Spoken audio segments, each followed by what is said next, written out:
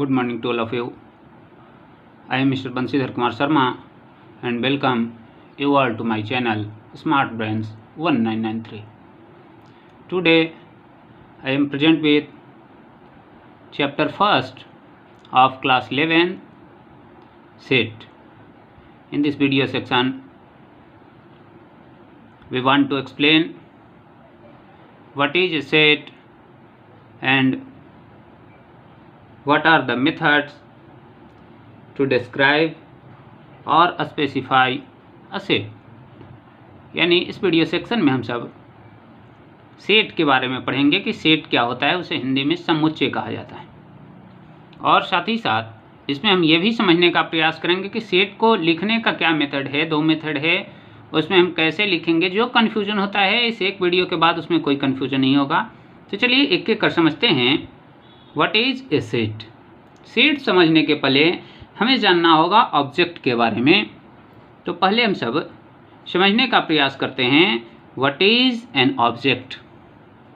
What is an object. Object क्या है? तो anything in the universe either living और non living. Anything of the universe, यानी इस ब्रह्मांड का, इस पूरे यूनिवर्स का कोई भी वैसा चीज जो या तो लिविंग हो, आइदर लिविंग और non living,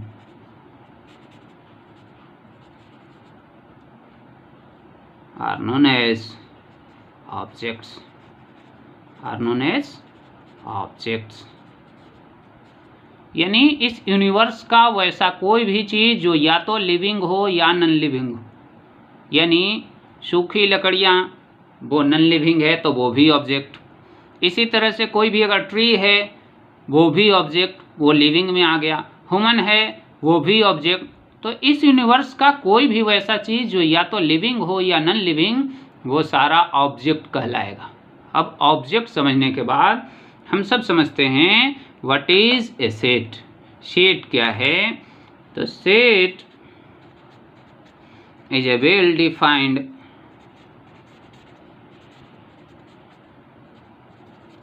collection of objects. Set is a well defined collection of objects. Set क्या है? तो set well defined collection of objects. अब ये वेल डिफाइंड वर्ड है, इसी के कारण इसमें कन्फ्यूजन क्रिएट होता है। तो चलिए समझते हैं पहले। कलेक्शन ऑफ ऑब्जेक्ट्स यानी ऑब्जेक्ट्स का समूह, जो ऊपर हमने डिफाइन किया, जो ऑब्जेक्ट के बारे में बतलाया, उन सबों का कलेक्शन, उन सबों को जब एक साथ हम रख देंगे तो वो सेट कहलाएगा। लेकिन कंडीशन क्या है कि वो वेल डिफाइंड होना चाहिए। अब ये वेल डिफाइंड है क्या? तो समझिए आप, अगर आपसे कोई कहता है कि collection of rich persons of Jahanabad, इस जहानाबाद शहर के सारे रिच पर्सन्स का कलेक्शन, तो क्या यह वेल डिफाइंड है? नहीं। क्यों? क्योंकि रिच पर्सन कहने का मतलब उसमें तो ऐसा कोई क्राइटेरिया नहीं कि जिसके पास 50 बीघा जमीन होगा। ऐसा तो क्राइटेरिया कोई नहीं है कि जिसका इनकम मंथली 6 लाख रुपया होगा। कोई क्राइटेरिया उसमें डिफाइंड नहीं किया गया है कि रिच पर्सन आप किसे माने। तो रिच पर्सन का कलेक्शन अगर कह दे आपसे तो वो सेट नहीं। इसी तरह से स्मार्ट पर्सन का कलेक्शन अगर कह रहा है कि स्मार्ट पर्सन, तो किस तरह का स्मार्ट भाई, ये भी डिफाइंड नहीं। वो टैलेंटेड होना चाहिए, वो देखने में बेहतर होना चाहिए। अब अगर देखने में भी बेहतर है तो कैसा होना चाहिए? उसका नाक बढ़िया होना चाहिए, होठ बढ़िया होना चाहिए, क्या होना चाहिए? कोई क्राइटेरिया उसमें डिफाइन नहीं। तो अगर यह भी कह रहा है आपसे कि यह गुड पर्सन्स का कलेक्शन, ऑनेस्ट पर्सन्स का कलेक्शन, गुड प्लेयर का कलेक्शन, ओल्ड पीपुल का कलेक्शन, यंग मेन का कलेक्शन, ओल्ड मेन का कलेक्शन, तो ये सारा सेट नहीं होगा।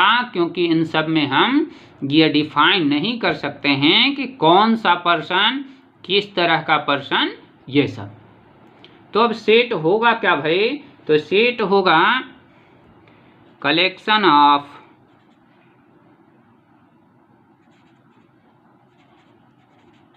all days of a week, एक सप्ताह के सभी दिनों का समूह, जो एक सप्ताह में 7 दिन होता है वो सबका कलेक्शन सेट हो जाएगा।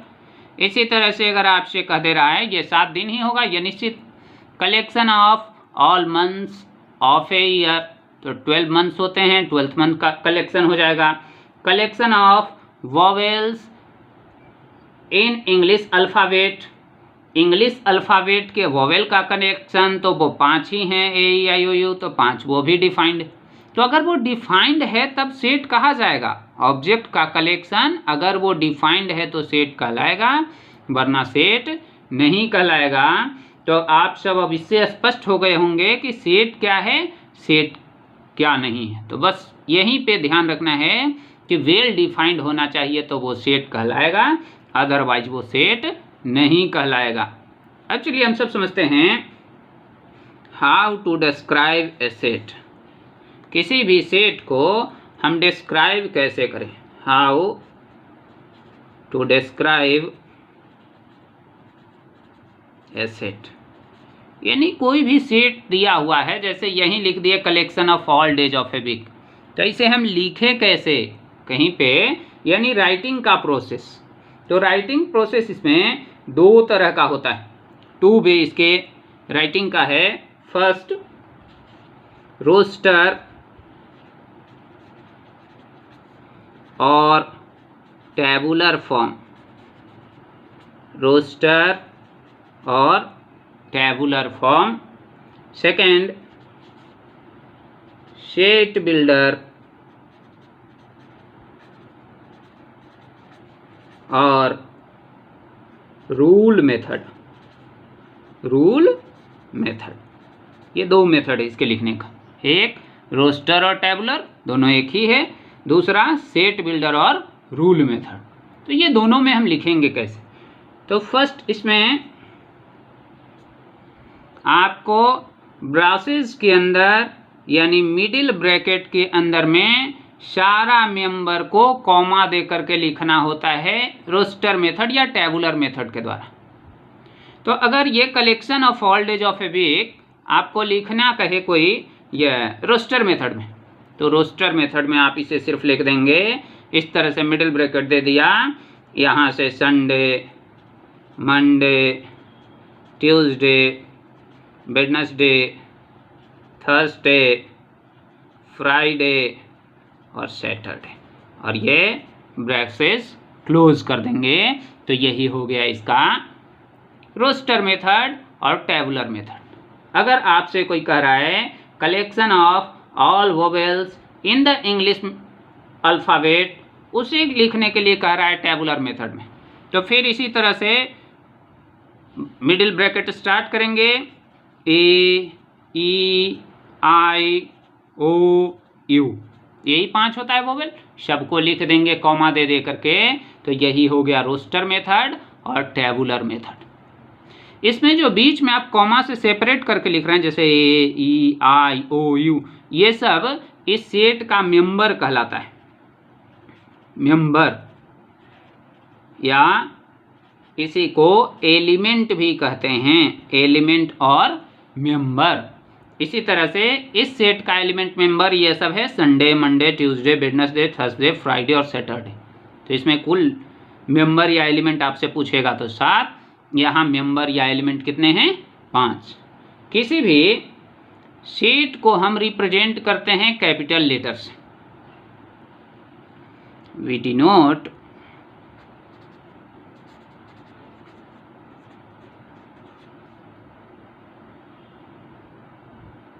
Sets by capital letters of English alphabet, of English alphabet. English alphabet के कैपिटल लेटर से हम सेट को रिप्रेजेंट करते हैं, यानी capital A, capital B, capital C, capital D, ये सब से रिप्रेजेंट करेंगे किसी भी सेट को। आगे फर्दर आपको सपोज करना होगा कि ए सेट मान लीजिए, बी मान लीजिए, तो वहाँ इसी तरह से, या बुक में भी जो दिया रहेगा कैपिटल लेटर से आपको दिया रहेगा।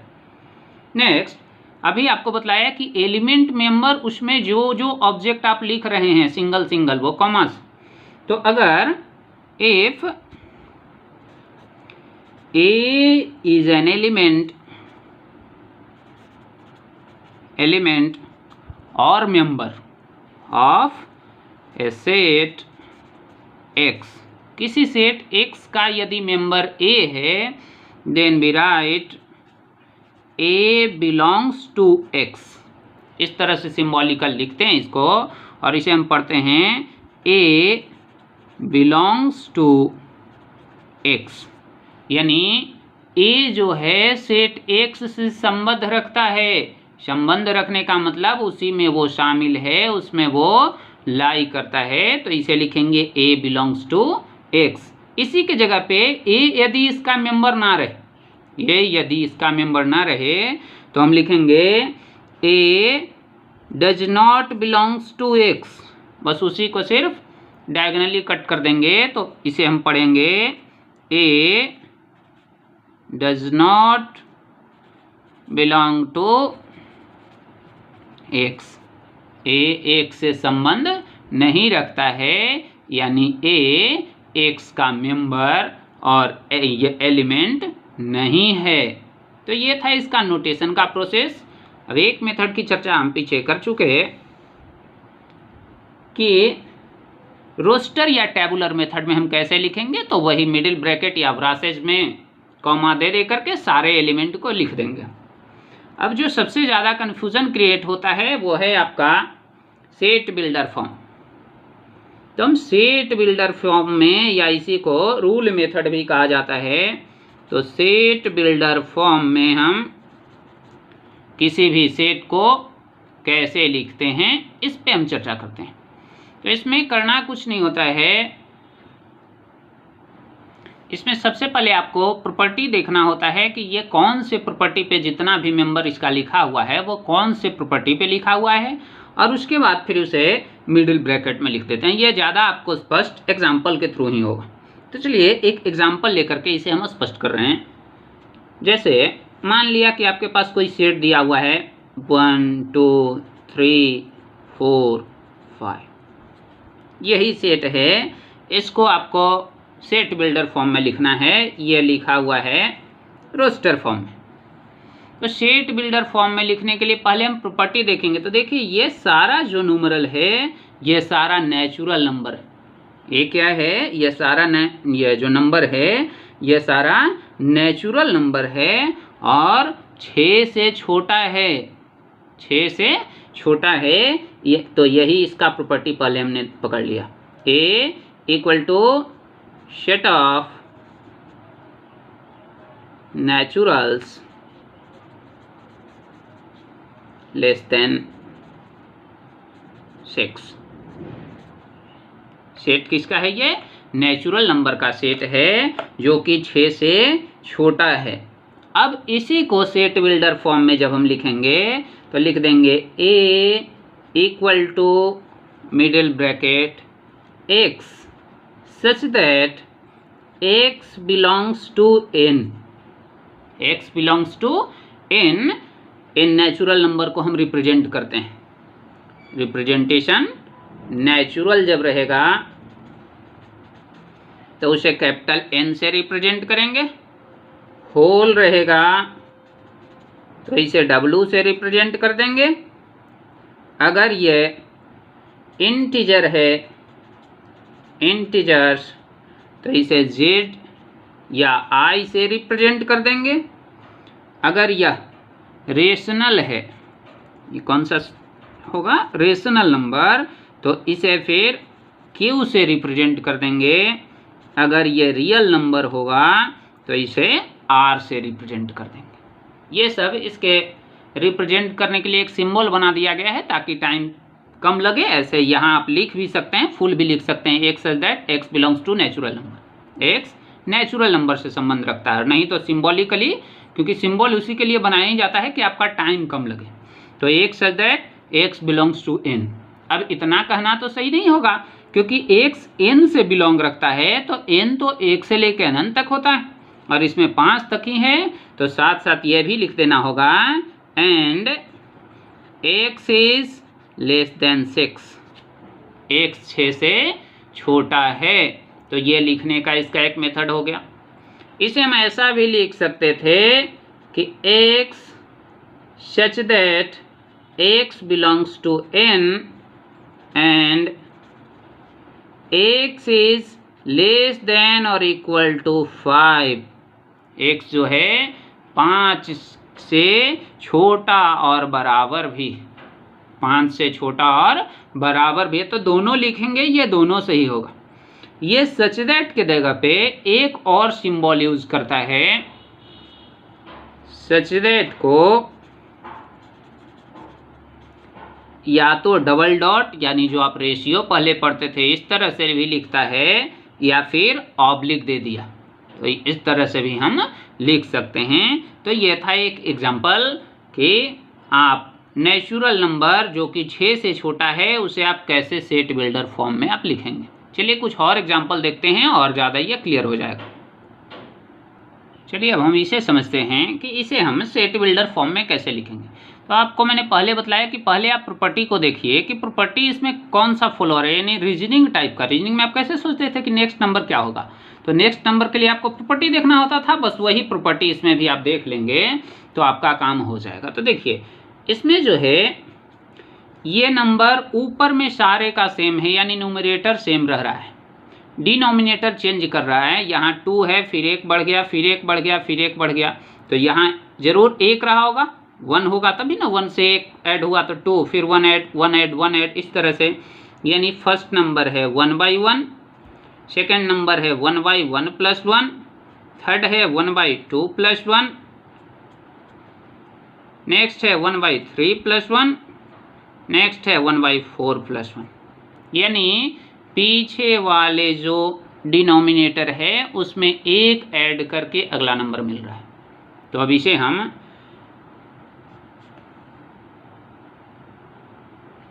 सेट बिल्डर फॉर्म में लिखेंगे। x equal to x such that, ये इसका मेंबर है, ध्यान दीजिएगा, ये पूरे सेट का नोटेशन है कैपिटल से, ये एक मेंबर है स्मॉल से, मेंबर को स्मॉल लेटर से रिप्रेजेंट करते हैं। x such that x is equal to 1/n + 1, यहाँ सिर्फ x नहीं रखेंगे क्योंकि नीचे में प्रॉपर्टी चेंज कर रहा है। तो x such that x equal to 1/n + 1। अब आप एक चीज़ और देखिए कि 1 2 3 4 ये सारा क्या नेचुरल नंबर है, लेकिन यहाँ इसमें 0 में 1 ऐड हुआ होगा तब ये 1 बन सकता है। तो यहाँ n देखिए 0 आ गया, 1 2 3 4, तो n क्या हो गया, 0 से स्टार्ट हो रहा है यानी होल नंबर हो गया। तो where n belongs to W and n is less than or equal to 4, n क्या होना चाहिए, 4 से छोटा या बराबर, और साथ साथ n होल नंबर होना चाहिए। तो यह सारा सेट हो गया। इसी तरह से इसको और भी लिख सकते थे हम, x such that x equal to 1/n + 1 where n belongs to W and n is less than 5। तो ऐसा भी लिख सकते थे, यानी पहले प्रॉपर्टी पढ़िए फिर मिडिल ब्रैकेट में इस तरह से उसको लिख दीजिए। और देखिए यहाँ से मीनिंग स्पष्ट होता है, x सच दैट x ऐसा है कि क्या है भाई वो, तो 1/n + 1 के फॉर्म का वो है। वेयर जहाँ n बिलोंग्स टू W, जहाँ n किससे बिलोंग रखता है, n संबंध रखता है किससे, होल नंबर्स, और n जो है 4 से छोटा। तो देखिए लैंग्वेज में यही आ जाता है, सिर्फ लिखने का नोटेशन का तरीका कुछ अलग है और अलग इसका नाम दे दिया गया। चलिए अब एक और सेट देखते हैं, यह है आपका a इक्वल टू इतना लिखे हुए हैं। फिर बताए कि आपको सबसे पहले क्या करना है, प्रॉपर्टी पकड़ना है, तो हर जगह प्रॉपर्टी ही पकड़ लेना है। पहले वाले में न्यूमरेटर में कोई चेंज नहीं हो रहा था, सिर्फ डिनोमिनेटर में चेंज हो रहा था, लेकिन यहाँ न्यूमरेटर और डिनोमिनेटर दोनों में चेंज हो रहा है। तो जब ये चेंज हो रहा है तो यहाँ लिखेंगे, देखिए प्रॉपर्टी, यहाँ 1 है, नीचे हो गया 1 + 1, नेक्स्ट में ऊपर में 2 है तो नीचे में हो गया 2 + 1, उसके बाद यहाँ ऊपर में 3 है तो नीचे में हो गया 3 + 1। यानी जो न्यूमरेटर है उससे एक अधिक डिनोमिनेटर है, यानी ये अगर न्यूमरेटर n होगा तो डिनोमिनेटर n+1 होगा। बस यही प्रॉपर्टी ढूंढना है। अब देखिए इसे लिखना आसान हो गया, a equal to X such that x is equal to n/n+1, n/n+1 where, यहाँ ध्यान से देखिए, यहाँ पिछली बार n 0 से स्टार्ट हो रहा था तो वो होल नंबर था, लेकिन यहाँ n 1 से स्टार्ट हो रहा है तो n belongs to natural number. n किससे संबंध रखेगा भाई? तो नेचुरल नंबर से संबंध रखेगा। And n is less then और इक्वल टू 7, n जो है 7 से छोटा या बराबर। इसी 7 में 1 ऐड हो जाएगा तो ये 8 मिल जाएगा। इससे ज़्यादा ले लेंगे तो फिर तो नंबर अधिक हो जाएगा ना, उतना है नहीं आपके पास। तो यही सेट इस तरह से इसको डिनोट कर दिए। अब एक और है आपके पास, c यहाँ लिए हुए हैं, इसके बाद ये स्पष्ट हो जाएगा, फिर खुद से इसको सॉल्व करेंगे, सारा बन जाएगा। Set notation complete. Next video part में हम इसके टाइप्स के बारे में चर्चा करेंगे। तो यहाँ है c इक्वल टू 2, 4, 8, 16, 32। तो देखिए इसमें प्रॉपर्टी पकड़िए पहले, 2 टू द पावर 1 है, 2 टू द पावर 2 है, 2 to the power 3, 2 to the power 4, 2 to the power 5। यानी ये है 2 टू द पावर n के फॉर्म का, जहाँ n 6 से छोटा है और n नेचुरल नंबर है। तो बस इसे लिख देंगे हम, c is equal to X such that x equal to 2 to the power n। x क्या है? तो 2 के पावर के फॉर्म में है, where n belongs to natural number and n is less than 6, और n क्या है? 6 से छोटा है। इस तरह से आप अब प्रॉब्लम को सॉल्व कर लेंगे सेट नोटेशन का, आपसे सारा सॉल्व हो जाएगा। और अगर वीडियो अच्छा लग रहा होगा तो इसे लाइक ज़रूर कर लेंगे, और चैनल पे नए हैं तो इसे सब्सक्राइब कर लें। कंटिन्यूअसली इस टाइप का वीडियो इस पे मिलते रहता है मैथ से रिलेटेड।